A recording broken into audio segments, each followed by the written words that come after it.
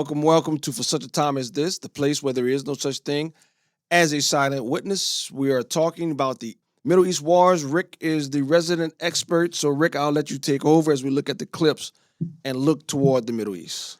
Yeah, there's a lot going on. There's a lot going on in Gaza right now, and but because of the week's delay, Gaza's going to keep ramping up. But we're going to be spending time with Iran and the economic blockade. Wow. And seems like we've been doing this for 10 years, Rick, waiting on Trump and this and that. And this economic blockade it's just like a siege. It is, yeah, exactly. It's a siege. That's exactly what it is. It's just siege. Like in the Old Testament, they had those sieges and people weren't eating. But so this was the most concise breakup of what this economic siege looks like, and it's devastating now.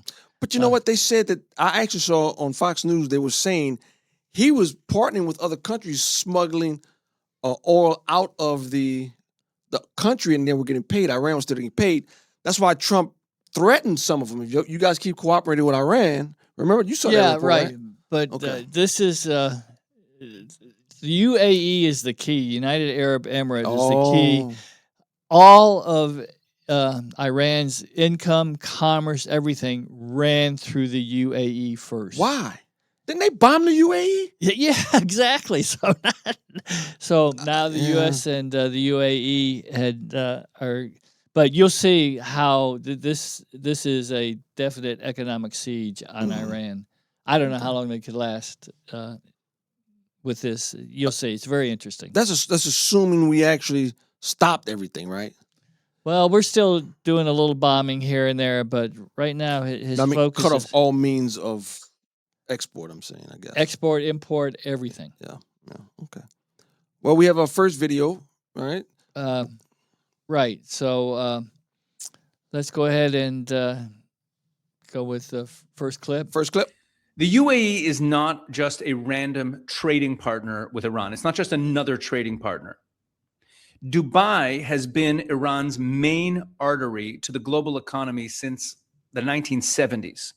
Okay, it's 50 miles across the Gulf, and the UAE has functioned for decades as basically a free port for Iranian trade, even while the rest of the world would sanction Tehran into the ground. The UAE would facilitate their trade. You might wonder why they do this. The UAE does it because they have a lot to gain financially, and it gives them a lot of centrality to how currency moves in the region. They don't want to give that up, and Iran is the biggest economy there. Now, in 2024 alone, 2024, trade between the UAE and Iran was worth roughly $28 billion. And the UAE was actually Iran's largest source of imports. The UAE was Iran's largest source of imports because they're using the UAE ports. There's a whole Iranian merchant community, a big Iranian merchant community living in the UAE, in Dubai, tens of thousands of Iranian-owned businesses. But it's not just trade in goods. That's actually the smaller part of the story. The real story is how Iran moves money through the UAE. And once you understand this, you'll understand why when it's said in this story that that the UAE announced that they're halting trade and financial transactions. So UAE is where all of the commerce from Iran goes through. I was amazed that he said there's tens of thousands of people in the UAE working with Iran.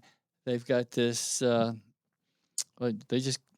dependent on each other. Well, Iran's definitely dependent on the UAE. So, but $28 billion in commerce between Iran and the UAE, that's a lot of money.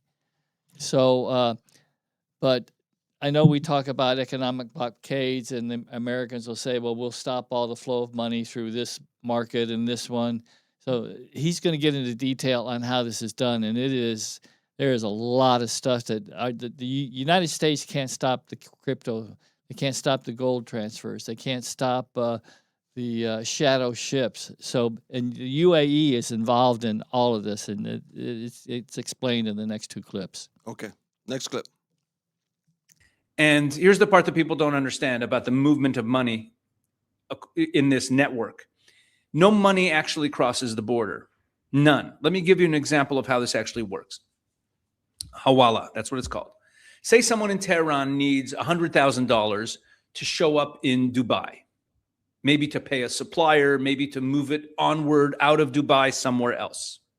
Okay, they want money to move from Tehran to the UAE, so then it can go freely out into the world, right? Because the UAE is a friendly country to everybody. So what does he do? What does this guy do? He walks into a broker's office in the Ferdowsi exchange district in Tehran. He hands over the equivalent of $100,000 in Iranian rials in cash right there on the spot. That broker then picks up the phone and calls his counterpart in Dubai.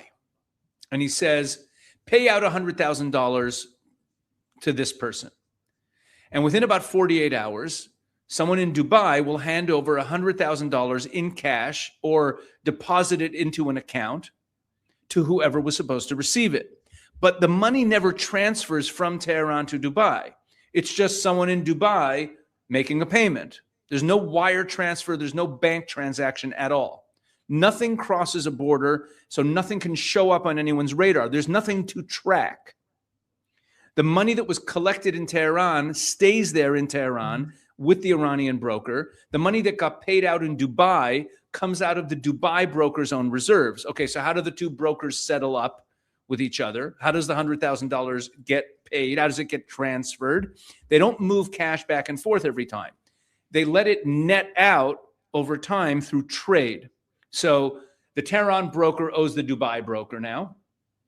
So that debt gets settled the next time there's a shipment of goods going the other way, say electronics or car parts headed into Iran, and the invoice on that shipment will absorb the difference. Multiply that by thousands of transactions a month, and the books balance out through trade flows instead of bank transfers. So there's no money trail. There's no paper trail on money. So in essence, there was you cannot see where the money's going. It looks like just the UAE is doing business as usual.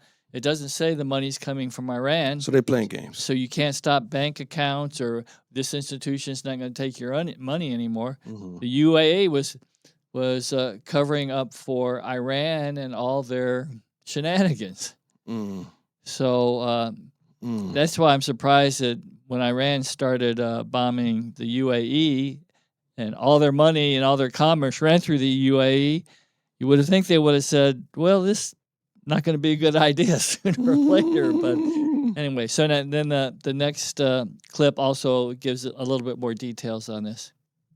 Now, to understand this one, you need to know what a free zone actually is. So Dubai has these designated economic zones. One of them, there's DMCC, which is the Dubai Multi-Commodities Center. And you have Jebel Ali, which is a massive port and industrial zone, where the UAE lets you register a company with minimal disclosure requirements, right? You don't need a local person to be your partner. In many cases, you don't even need to show up in person, right? And you register your company there in one of these free zones, and you get tax breaks. And this is the key part. You get like corporate secrecy that a normal onshore company wouldn't get because it's a free zone. They built these free zones to attract foreign investment and international trade. And on paper, at least, that's exactly what they do. They definitely invite foreign investment. What type of trade it actually is shady. That's the whole point.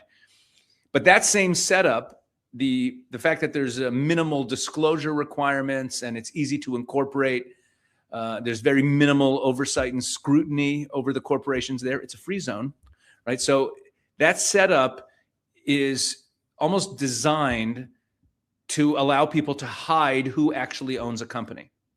And that's what has happened. And the Iranians have used this system a lot. So these free zones are full of Iranian-linked shell companies that are used. Now, a shell company is a company that doesn't actually do anything. It has income, it has expense, but it's just money flowing through a company that doesn't really do anything. Okay, so there's tons of Iranian shell companies that are used to mask, to hide oil and petrochemical sales and launder the money back into the hard currency for Tehran. That seems like a mafia's dream. Corporate Shell companies. shell company. That seems like what I'm thinking of, a terrorist dream, right? Well, it is. That's how they've been getting around all these. They've been all these economic sanctions have never hurt Iran. That's what it looks like. Yeah, that's what it So looks like. this is and these are thousands of shell companies. It's just not a few here and a few there. It's thousands of shell companies have been created to move money globally illegally undetected. Right. Well, I say illegally, but well, yes. So, but even more so now, the United Arab Emirates is the largest possessor of gold in the world. So they have the largest gold reserves. So they helped Iran with this. They moved crypto markets through the UAE.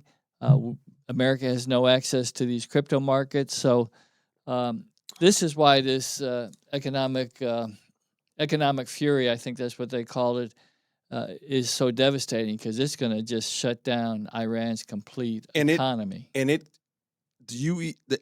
AUE is working with them. With the USA now too. Yeah, because it seems like if you're going to be bombing my oil fields and I'm moving all your commerce and goods and money, I'm going to stop that. So I'm surprised it took this long. That's what. Yeah. And the UAE was part of the Abraham Accord. So interesting. I had no idea how much the UAE. How Iran depended solely on the UAE to keep their country economically afloat. So we're going to see what happens, how long this is going to take. No money, can't pay your soldiers. But he was claiming they were shutting them off for 60 days now, and that doesn't seem to be the case. But now, I guess, they're going to work with us. I don't know. So we'll see. Yep, we'll see. All right. What's the next clip? This past Tuesday evening, Israel carried out 8 airstrikes on the Abu al-Duhar airbase in northern Syria, just over 40 miles east of the Turkish border. As far as we can tell, the Israeli strikes were targeting the facility's primary runway and storage infrastructure. Syrian officials are saying the base was largely empty and no human lives were lost. The Syrian Foreign Ministry was quick to also state that the attack was a violation of its sovereignty and territorial integrity and an unjustified act of aggression. But as it turns out, Syria wasn't the primary target of this attack. On Monday evening, the day before the attack, a Turkish military delegation was actually visiting the very site Israel bombed. The purpose of this visit, according to Israel, was to set the stage for the deployment of Turkish troops at the airbase. According to a statement from the Prime Minister's office, quote, Israel repeatedly warned Syria that such a deployment would pose a threat to Israel's security. Syria chose to ignore these warnings. Bibi also added in a statement of his own, quote, we made the message very clear, don't. Apparently, they did not hear it clearly enough, so we made sure they understood it better. Overall, this is a very bold and risky move by Israel. From their perspective, Turkey is actively moving toward controlling huge swaths of Syrian territory and turning the Syrian military into a Turkish proxy force for their own purposes. Over the past 10 years, Turkey has been carrying out a creeping invasion or annexation of Syrian land. Ever since Assad fell, Israel has occupied 78 square miles in Syria as a security zone or a buffer between the two borders. Turkey, for their part, has occupied 3,500 miles over the past decade, which is insane. So Turkey's trying to get a bigger foothold in Syria. What I like about Israel, they just don't fool around with it. They cut it off before I think the United States had let them build their airways and runways and bring everything in and say, oh, well, now, guys, you're getting a little too bold here. Israel just goes in and takes care of it. They don't tell anybody anything. But this has things to do with our next video, too, because of the new Mideast alliances that are being formed. So I'll talk a little bit more about this, but Erdogan was not happy at all that Israel went in there either and took care of them. There's also a big uranium deposit. It's at 60%, and Israel wanted to go in and get that so nobody else could get it and turn it into weapon grade uranium. So Israel just takes care of it right away. Let's get it over right now, and we won't have to fool with it later. Yeah. Next clip. Next clip. So the agreement was signed on August 7th in Mecca, and this stipulates that, quote, any armed attack against any one of the 3 states shall be regarded as an attack against them all. A NATO Article 5 style mutual defense commitment. Pakistan's foreign ministry said the pact was, quote, intended to strengthen collective deterrence. So what does each country bring to the table? Turkey is a NATO member with significant defense capabilities and a powerful military. Pakistan brings nuclear weapons, a battle-hardened military, and significant munitions capacity. And Saudi Arabia, well, they bring enormous wealth and unmatched influence across the Islamic world. What makes this pact even more significant is what it signals about the direction these countries are heading. Saudi Arabia may pull back from pursuing normalization with Israel and a strategic partnership with the United States. Turkey may reconsider its NATO membership altogether. And Pakistan may soon lose or abandon its non-NATO ally status. In short, this may represent the end of these nations' partnerships with the Western world. And that raises the most important question of all. How dangerous is this for Israel and the United States or the rest of the free world? Consider this. Pakistani Defense Minister Khwaja Asif made his intentions crystal clear following the signing of the pact. Quote, the Islamic world must unite to confront the common threat posed by Israel. Israel poses a threat to all of us. Islamic countries must adopt a coordinated approach to address this threat. Earlier this year, the same minister called Israel evil, a curse for humanity, and a cancerous state. At the same time, Turkish Foreign Minister Hakan Fidan was careful to emphasize that this agreement was not directed at Iran, which is kind of weird because that's what you would think this defense agreement would be about. Pakistan's foreign minister also insisted the agreement was, quote, purely defensive in nature and open to other nations who wish to join. Don't be fooled by the diplomatic language. The Pakistani defense minister already told you everything you need to know about the pact. And there are already rumors of other countries joining in, specifically Qatar and Egypt, both of whom have a deeply troubled relationship with Israel. So we have the Abraham Accords, which President Trump thought that everyone's going to sign up and the Middle East was going to be kumbaya and everyone was going to get along and work together.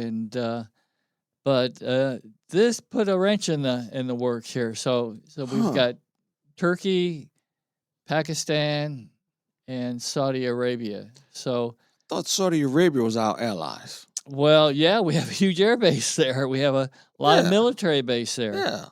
But Pakistan is not our friend. No. They're very cozy with China. Yes. Turkey, obviously, is doing everything he can to get out of NATO without saying it publicly. Yeah. I'm on the way out. So, and then so Turkey, Pakistan, and what was the third one? Saudi Arabia. Saudi Arabia has the money. Now, what's interesting about this is that Iran and Syria, I just heard this morning, I didn't have time to get in a clip, are interested in joining this alliance. And then also Iran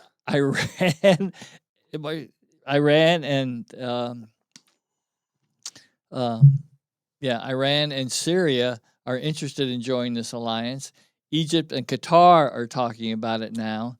They would never do that because if the U.S. attacks Iran, you think Turkey's going to jump in? You think Saudi Arabia's going to jump in? So no. So, but it's a defensive pact. It's not an offensive. But the general from Pakistan's army says we're here to defend the Muslim world from Israel. This is not a defensive move. You would think Israel is the one blowing up their neighbors and droning their neighbors. So, well, this is insane. What about the Houthis?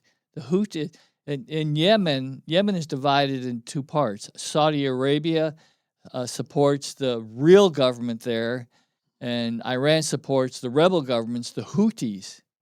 And the Houthis are bombing Saudi Arabia right now, but I don't see Saudi Arabia and Turkey and Pakistan say, "Hey, let's go take care of Yemen right now." So Yeah.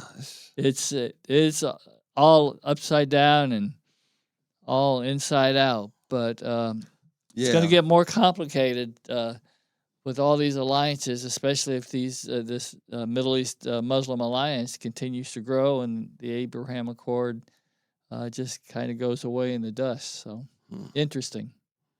Well, doing reverse engineering, I think some sort of Abraham Accord is going to be signed, but it's going to be broken midway through. But yeah, this is amazing. There must be something we're missing, Rick. Israel's not bombing Saudi Arabia. Iran is. Right. And I don't understand. There's something clearly we're not understanding. I'll leave it at that. So, well, I don't think anybody has a total grasp of what's going on in the Middle East. We're trying to put pieces together, but we're just talking about possibilities. But where's this going to go? Our Bible verses that kind of Psalm 83 is reminiscent of. Some people say Psalm 83 is there's 10 alliances that come together to destroy Israel. Some say this had occurred in the Old Testament. Some say it occurred when Israel became a nation. But now it kind of applies to what's going on here. So we'll see where this goes. So, oh God, oh God, do not remain silent. Do not turn a deaf ear. Do not stand aloof, oh God. See how your enemies growl, how your foes rear their heads. With cunning they conspire against your people. They plot against those you cherish. This kind of sounds like what's going on here. And is it going to be 10? Is it going to be 20? Is it only going to be 7? But we know that the world, in the end, the whole world, the nations of the world come against Israel. Yes. So this is just the precursor to these alliances. And so... Yeah, I think it's clear where history is headed. I think it's clear. Was that our 5th clip? That was it. Yeah, that was our Bible comment and our 5th clip. Okay, all right. Well, we'll see. I still think Trump is fickle. The one criticism you can, in my opinion, truly lay on him is it seems like he keeps pushing the goal back. Keep pushing back. Keep pushing the goalpost back. Keep pushing it back, because it does come across as if he's scared to finish it, and that would mean boots on the ground. But hey, we'll see. We've been saying it for 2 years now. We'll see. We'll see how this all shakes out. But at the end, we hope that this leads to the coming of our Lord. That this leads to the rule from Zion over the old earth. We hope that this leads to the second coming of Christ. But until then, we will continue to fight. Last word. No, this is things are ramping up day by day, week by week, month by month, and you know what? Israel's still standing, and Israel's probably the most powerfully economic and military country in the Middle East right now. Yeah, and they're picking a fight with them, and I don't think Israel has lost too many battles in the last 40 years, have they? Not many. Not many. So it's a big deal when one person dies. Yeah. In Israel's army. So, all right, interesting time. Thank you all for listening. Thank you, Rick. Thank you, Russ. Thank you all for listening. Till next time.